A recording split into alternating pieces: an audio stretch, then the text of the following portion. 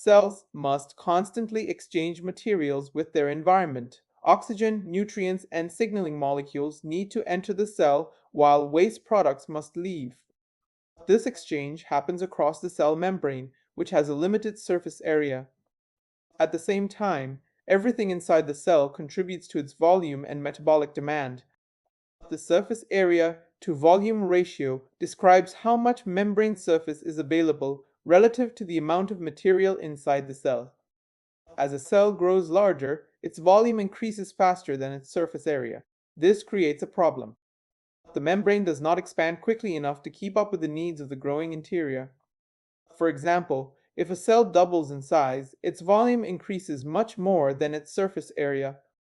The cell now contains more cytoplasm, more proteins, and more metabolic activity, but it does not gain enough membrane surface to efficiently exchange materials.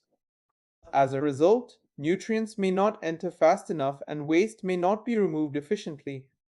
This limitation places a natural size constraint on cells.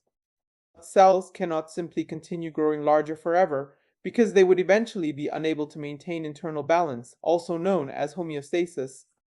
Without efficient exchange, cellular processes slow down and the cell becomes stressed or non-functional.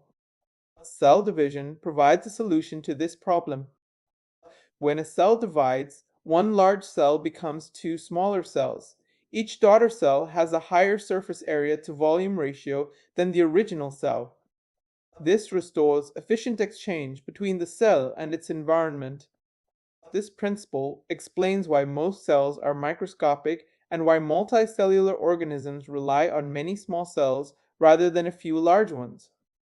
It also explains why tissues depend on constant cell turnover rather than indefinite cell growth.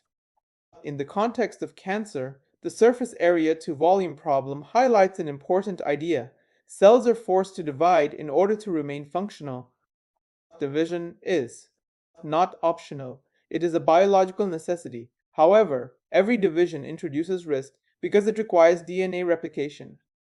Understanding this physical limitation helps explain why cell division is built into life itself and why organisms cannot simply avoid division to prevent cancer. Division is required for survival, even though it carries long-term consequences.